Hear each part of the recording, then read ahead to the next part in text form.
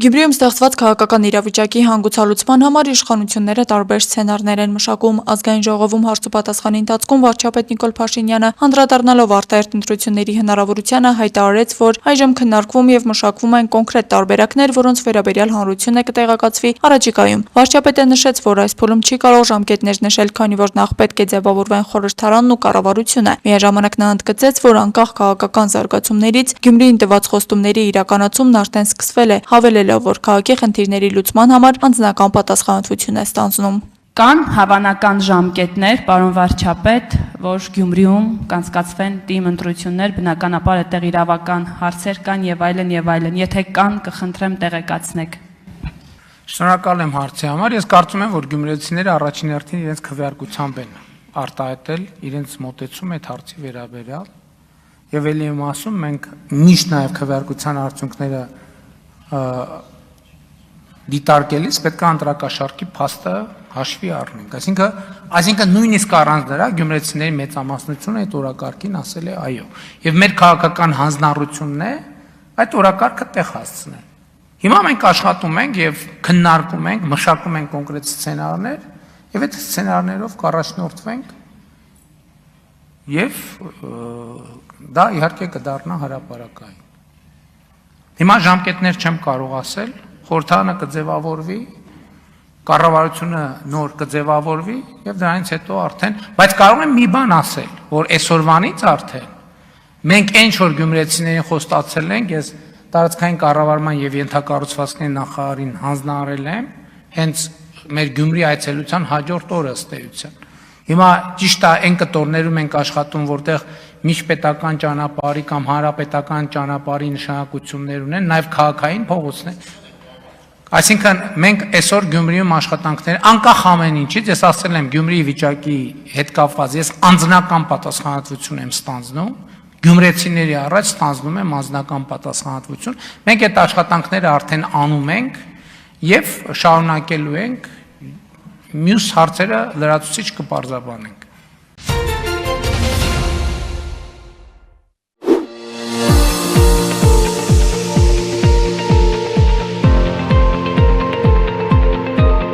Հայաստանի ազգային պոլիտեխնիկական համալսարանի Գյումրու մասնաճյուղում ամփոփել են լրացուցիչ կրթության անվճար դասընթացները, որոնք շուրջ 3 ամիս շարունակ հնարավորություն են տվել դպրոցականներին ձեռք բերել ժամանակակից մասնագիտական գիտելիքներ եւ գործնական հմտություններ։ Դպրոցի աշակերտների համար դա անվճար դասընթացներ էր, մեր մասնագետները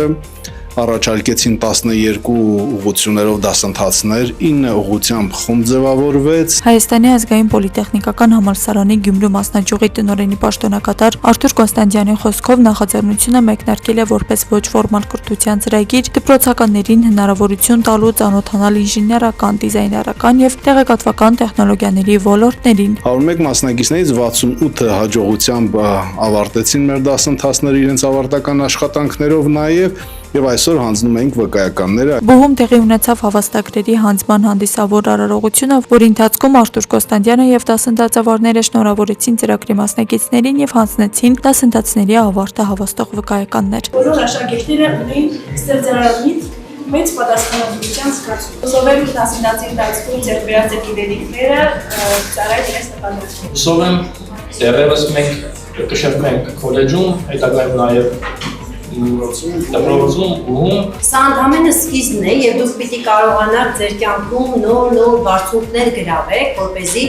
լավ եւ հրաշալի մասնագետներ դառնաք։ Կրթական բոլոր փուլերը հաջողությամբ հաղթահարել եւ ավարտական աշխատանքներ ներկայացրել են 68 մասնակիցներ։ Նրանց զգալի մասը ցանկություն է հայտնել հետագայում կրթությունը շարունակել հենց պոլիտեխնիկական համալսարանում հիմնական, ավագ կամ բարձրագույն կրթական ծրագրերով։ Իմ կարծիքով պոլիտեխնիկը այն միակ կրթօջախն է, որտեղ որ ես կարող եմ ստանալ անհրաժեշտ գիտելիքները։ Նախ դասատուներն են շատ լավ է։ Ոչ միայն անցնում ենք տեսական մաս, այլ նաեւ գործնականը։ Հուսանք ապագայում ինձ իմացած գիտելիքները պետք կգան։ Աշակերտները հնարավորություն հաջողություն են ունեցել անվճար ուսումնասիրելու UI/UX դիզայն, AutoCAD-ի հիմունքներ, թվային արվեստ, կառուցեվ, արհեստական բանականությամբ 2D խաղերի ստեղծում, եռաչափ մոդելավորում եւ SolidWorks, գրաֆիկ դիզայն, վեբ ծրագրավորում, ծրագրավորման հիմունքներ, ինչպես նաեւ արհեստական բանականության կիրառությունները։ Բուհը նախատեսում է նման դասընթացներ կազմակերպել տարեկան 2 անգամ, իսկ մինչ այդ Հայաստանի ազգային պոլիտեխնիկական համալսարանի Գյումրու մասնաճյուղում կրթական կյանքը եռում է։ Ռեկոնոմի ծրագրի շրջանակում այստեղ իրականացվում են ադապտիվ հագուստի նախագծման եւ մոդելավորման դասընթացներ, որոնց մասնակցում են նաեւ սահմանափակ կարողություններ ունեցող անձինք։ Հյուրընկալել ենք Նիդերլանդներից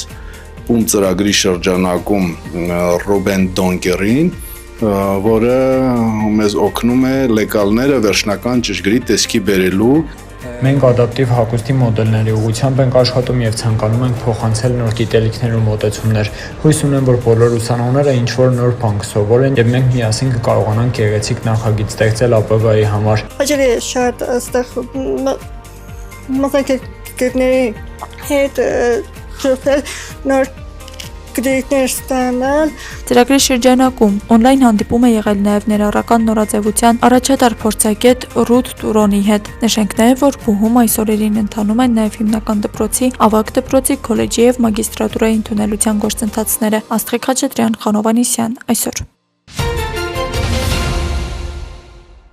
Վարչապետ Նիկոլ Փաշինյանի գլխավորությամբ կառավարությունում տեղի ունեցել խորհրդակցություն, որի ընթացքում քննարկվել են արտահանման ոլորտում առկա միտումներն ու առաջիկա քայլերը։ Մասնավորապես ներկայացվել են գյուղատնտեսական եւ այլ արտադրատեսակների արտահանման ծավալները, դիվերսիֆիկացիայի ուղղությամբ իրականացվող քայլերն ու միջոցառումները։ Անդրադարձ է կատարվել Եվրոպական միության անդամ եւ այլ երկրներ արտահանման աջակցության ծրագրերի ընթացքին, ներդրվող գործիքակազմերին ու մեխանիզմներին, ֆերմերային տնտեսություններին, օժանդակություն ցուցաբերելու գործողություններին։ Վարչապետ Փաշինյանն անհրաժեշտ է համարել արտադրողների հետ մշտական կապի պահպանումը, արտահանման խթանման միջոցառումները, ծրագրերն ու քայլերը լավարկելու, խնդիրները վերհանելու եւ անհրաժեշտ լուծումներ գտնելու նպատակով։ Այդ համատեքստում երկրի ղեկավարը կարևորել է տնտեսության դիվերսիֆիկացմանը միտված գործողությունների հետևողական իրականացումն ու այդ ուղղությամբ պետություն մասնավոր հատված սերտ համագործակցությունը։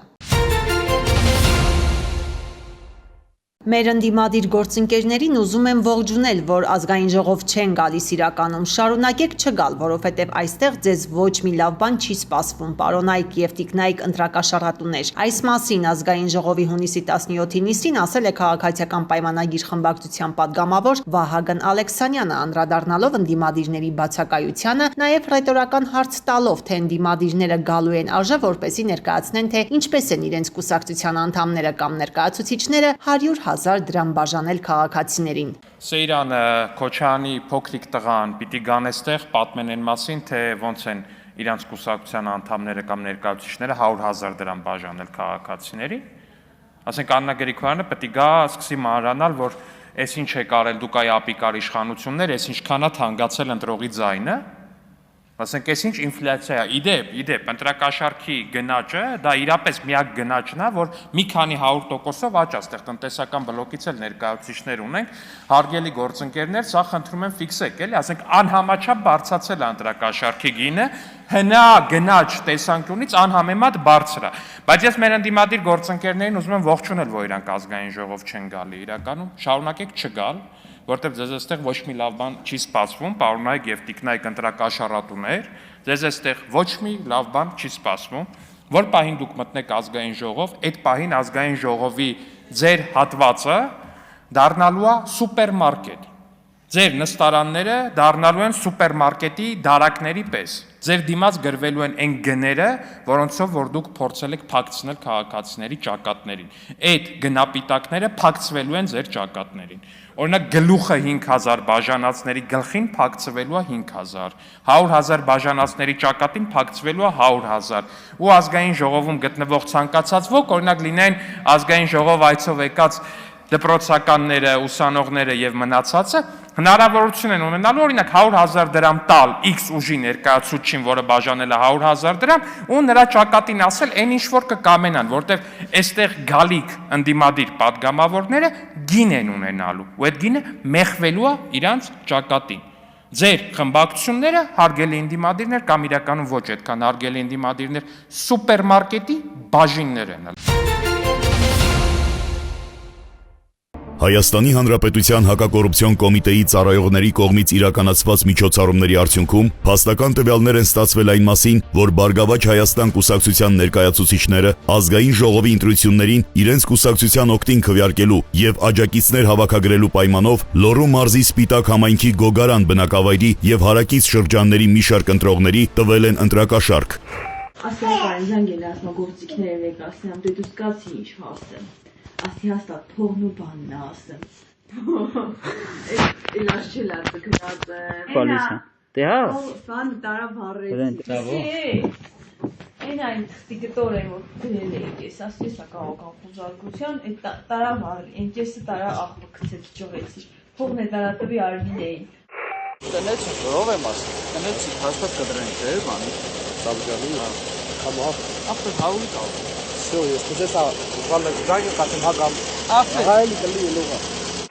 Բիան փանթեն, բամուչերը դիչեն գեղեցալի։ Ընդրում է վախնա, պիսի։ Ինչ վետը թե դու դիգավուն քս փոխտալի կսրբականի։ Հա, սաղը։ Ամենայն դեպքում։ Ալբի բարին փողա տալի։ Էլա։ Կուբագին փողա տալի։ Հա, դե հալտերնատիվա պերին կասես ախպերի մանումից ես փող չտեմ վերնի։ Ինչքան վստահ ես ասել։ Ասմեր անամս կջինջես ես փող չտեմ վերնի, ապերին կասես կարող է ես չտեմ։ Ականեն գույնը մի 1000 չեն տա։ Վատոժան, պտի փոքենք էլի ախ։ Հա, կարե։ Գույնը մի 100 ման տա, որ մեր օցիան ուզեն մտրեն։ Բանը իրաց կտանք։ Արա դե շատ ես խոսում։ Այդ սմաներ մի խոսավոր։ Բրատ, ինչ կտանք, բանավերքես կհաստի վատոժան։ Դեպքի արդիվ Հայաստանի Հանրապետության հակակոռուպցիոն կոմիտեում նախաձեռնվել է քրեական վարույթ, ձերբակալվել են մի շարք անձինք, կատարվել են վարութային գործողություններ։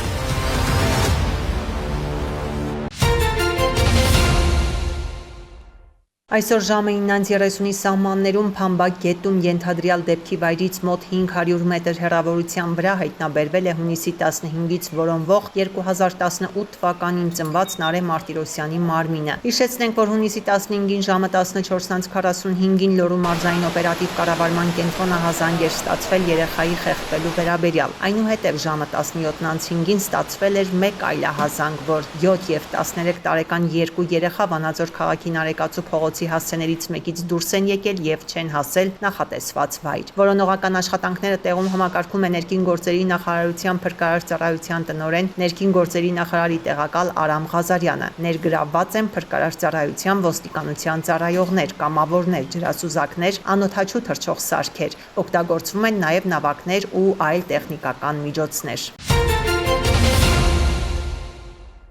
Սատուրացիա որոշենք։ Պլանավորում եմ դուրս գրեմ վաղը։ Ցուցանիշները շատ լավ են արդեն։ Ես ինքս էլ հրազդանի բնակիչ եմ, ինձ համար շատ պարտավորեցնող է զբաղվել իմ համակարգացիների առողջությամբ։ Շատ պարտավորեցնող աշխատանքը Հարազատ քաղաքի բժշկական կենտրոնում հնարավոր դարձավ նպատակային կլինիկական օրդինատուրայի ծրագրով։ Ներքին բժշկություն մասնագիտացումով օրդինատուրան պետության ֆինանսավորմամբ ավարտելուց հետո Մարիամը նույնիսկ 1 օր աշխատանք չի փնտրել։ Ամեն ինչ հստակ էր ի սկզբանե։ Այս դեպքում, ինչպես ասում են, երկուսը մեկում։ Առաջինը ֆինանսավորումը ամբողջությամբ իրականացվում է առողջապահության նախարարության կողմից, որից հետո դու հստակ ուղեգրված գնում ես աշխատանքի, չես տանջվում աշխատանք փնտրելու համար, եւ այդ ամենը բնականաբար ավելի հեշտ է ստացվում։ Հատկապես երբ ավարտելուց հետո գործ ուղղում ես Հարազատ քաղաք։ Ամուսինս եւս բժիշկ է, եւս աշխատում է Հրազդանում, ունեմ փոքր բալիկ ու այդ շրջանակներում ինձ տրվեց այդ հնարավորությունը էլի հենց Հրազդանում աշխատելու, ոչ թե ավելի հեռու մարզ գնալու։ Այս ամենը հաշվի առնված ու դրված է ծրագրի առանցքում։ Պետք է ձեռնտու լինի թե պետությանը, թե մասնավոր համայնքին եւ թե երիտասարդ բժշկին բոլոր առումներով։ Բժշկական կենտրոնը հագենում է երիտասարդ մասնագետներով, իսկ բուժառուները շատ սիրում եւ գնահատում են երիտասարդ մասնագետներին։ Անկամ որ տեսնում են երիտասարդ ենք, ավելի մեծ ողջավորությամբ են գալիս։ Նպատակային ծրագրի դրական կողմերից մեկը նաեւ որ երիտասարդ մասնագետները մնում են իրենց մարզում եւ ծավալում են իրենց գործունեությունը մարզում, զարգացնելով տվյալ ուղղությունը հենց իրենց ծննդավայրում։ Այդ հիմա է այսպես կարծում բժիշկ լաբորանտ Մանե Գրիգորյանը, միջև նպատակային օրդինատուրա ընդունվելը մտածում էր Երևանյան մեծ կլինիկաներում կամ լաբորատորիաներում աշխատելու մասին։ որ ընդունվեցի, ասեցին կա նպատակային ծրագիր, ասեցի հաստատ Հրազդանում չեմ ուզենա աշխատեմ գոնե ուրիշ տեղ, բայց հետո երբ որ ընդունվեցի այստեղ աշխատանքի, հասկացա, որ չէ, Հրազդանում ավելի լավ է ու կմնամ Հրազդանում ու իմ գործունեությունը կշարունակեմ Հրազդանում։ Պետական այս ծրագրով մասնագիտական կլինիկական օրդինատուրան անվճար ավարտելուց հետո Հայաստանի մարզային բժշկական կենտրոններ են գործուղվել շուրջ 500 երիտասարդ բժիշկ։ Եթե նախկինում պարտադիր պահանջ էր տվյալ մարզային բուժկենտրոնում աշխատել 5 տարի, հիմա 3 տարի անց մասնագետը կարող է որոշել մնալ տվյալ մարզում թե ոչ։ Հիմնական աշխատավարձից բացի Սյունիք, Վայոց ձոր, ինչպես նաև Տավուշի ու Գեղարքունիքի որոշ համայնքների բուժկենտրոններ գործուղվելով բժիշկները ստանում են նաև ամսական 150,000 դրամ հավելավճար։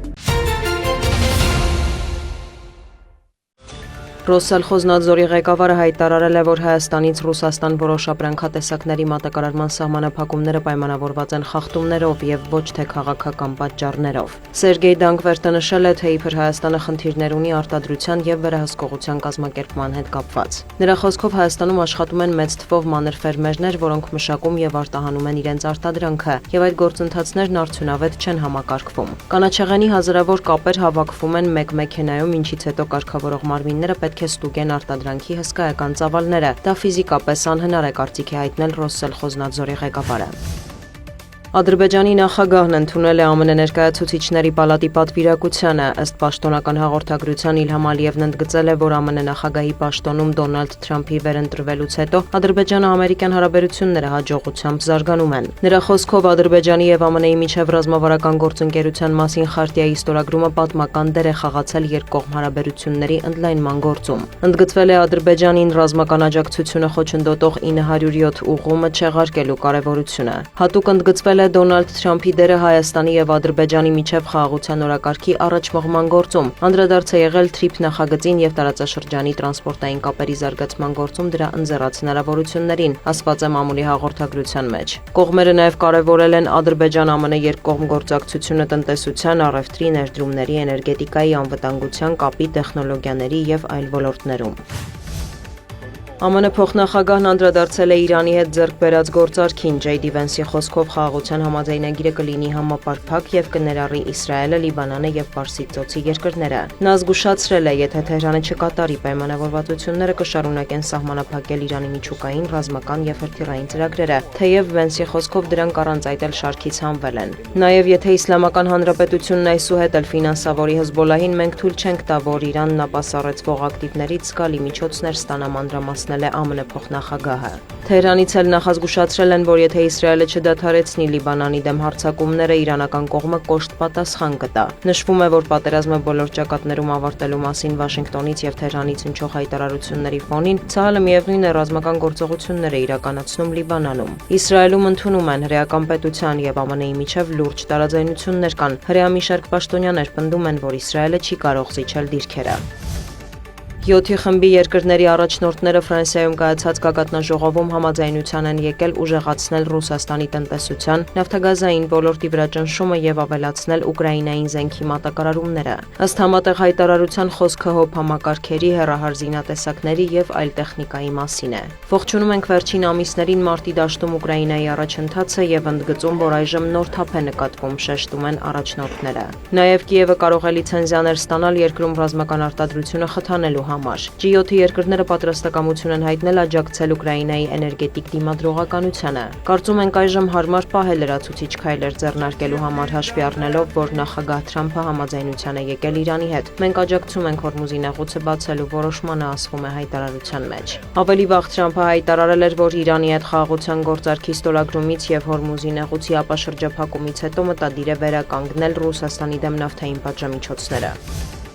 Ռուսաստանի ՊՆ-ն հայտնել է, որ գիշերը խոցվել է ուկրաինական 157 անօդաչու թռչող սարք, թիրախում են եղել Կալուգայի, Օրյոլի, Լիպեցկի, Ռիազանի, Ռոստովի, Աստրախանի եւ այլ մարզեր, Կրասնոդարի երկրամասը, Ղրիմը։ Մոսկվայի քաղաքապետը տեղեկացրել է, որ մայրաքաղաքի ուղղությամբ 18 ԱԹՍ է ոչնչացվել։ Սերգեյ Սոբյանինը հավելել է, որ սարքերի անկման վայր արտակարգ ծառայություններ են ուղարկվել։ Նախորդին անօդաչու թռչող սարքերը հարվածել էին Մոսկվայի նավթավերամշակման գործարանին։ Վոլոդիմիր Զելենսկին հայտարարել է, որ մինչև տարեվերջ Ուկրաինան Ուկրաինան 10 միլիոնաթ հս կարտադրի։ Նրա խոսքով կարող են նույնիսկ կրկնապատկել արտադրության ծավալը։ Ուկրաինայի նախագահը նաև խոստացել է շարունակել Ռուսաստանին հեռահար հարվածները, թիրախավորելով մասնավորապես էներգետիկ եւ ռազմական օբյեկտները։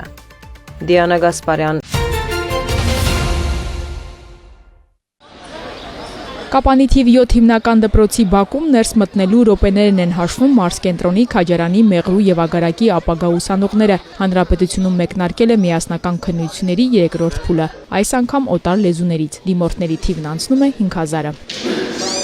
Կոնկրետ այս քննական կենտրոնում 128-ն են, որոնցից բացակային 5-ը։ Եվ ինչպես միշտ անգլերեն նախընտրողները գերակշռում են, քչերն են դիմել իսպաներենի, ֆրանսերենի, գերմաներենի, իտալերենի ու պարսկերենի համար։ Անգլերենի դիմորդների թիվը գնալով աճում է, գնահատման եւ թեստավորման կենտրոնից են հաստատում։ Ասեմ, որ վերջին տարիներին, այո, անգլերեն առարկայի դիմորդների թիվը աճում է,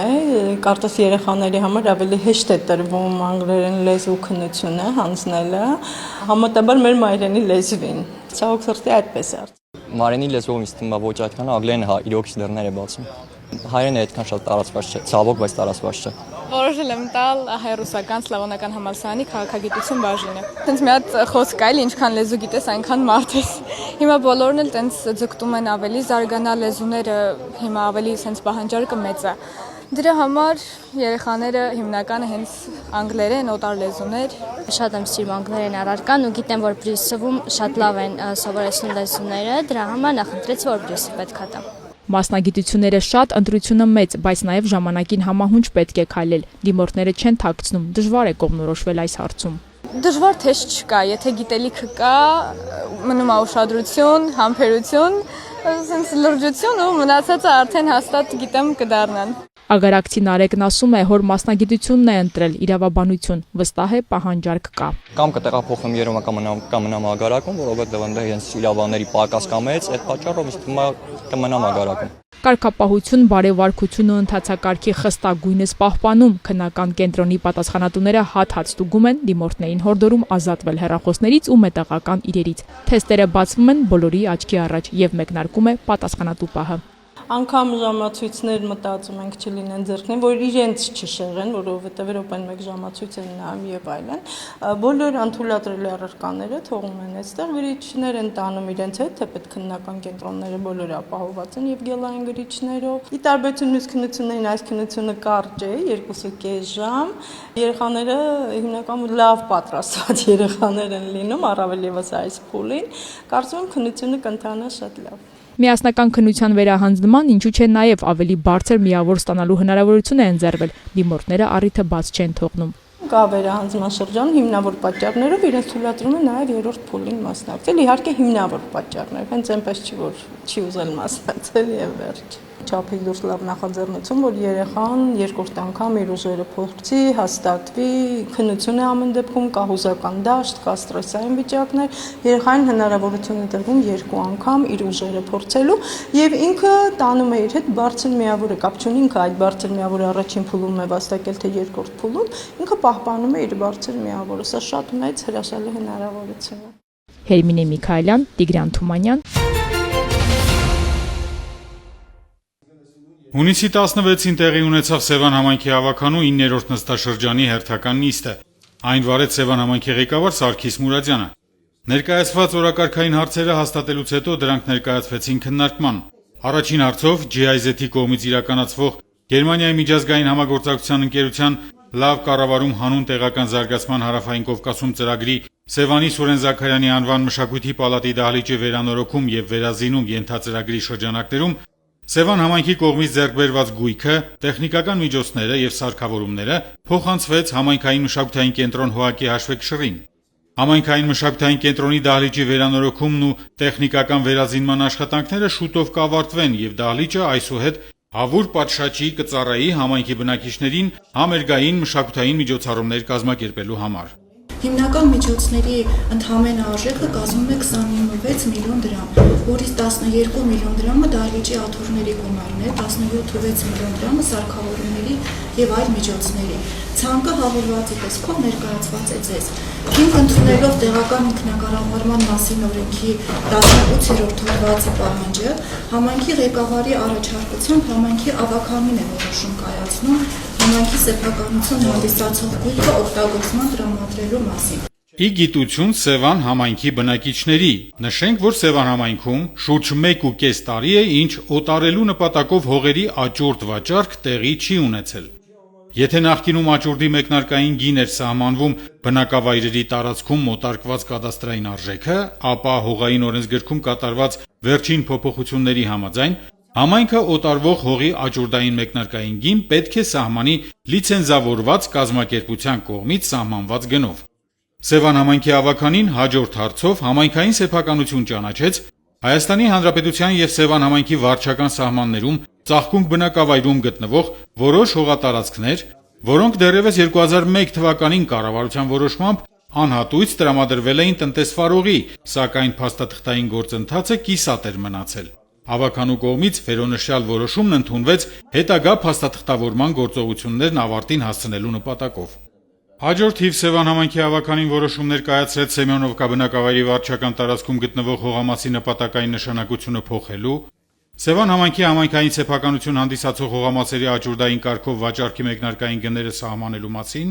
ինչպես նաև հաստատեց Սևան համայնքի կողմից 2026 թվականի մայիս ամսին համայնքային սեփականություն հանդիսացող օտարված գույքի գույքագրման փաստաթղթերը։ Սևան համայնքի ավականու որոշմամբ Սևան համայնքի Վալերի Սարգսյանի անվան երաժշտական դպրոց հողակի շենքի նախամուտքում կփակցվի անվանի կոմպոզիտոր Սևանի երաժշտական դպրոցի երկարամյա տնօրեն աշխատած Վալերի Սարգսյանի հարթաքանդակը։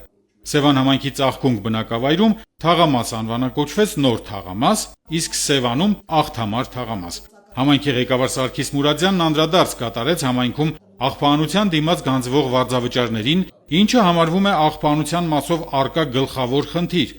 Ֆիզիկական իրավաբանական անձինք, տնտեսվարող սուբյեկտներն իրենց պարտավորությունները պետք է կատարեն ժամանակին եւ ամբողջապես, որն էլ համայնքի ներկայանալի մաքուր տեսքի երաշխիքներից է։ Համայնքի ղեկավարը միաժամանակ նշեց, որ պայմանավորված բնակիչների սոցիալ-տնտեսական խնդիրներով աղբանության վարձավճարների բարձրացում ընթացիկ տարում եւս չի կատարվել, սակայն բնակիչներն էլ պետք է ցուցաբերեն պատասխանատու վերաբերմունք եւ ժամանակին վճարեն աղբանության դիմաց գանձվող վճարները։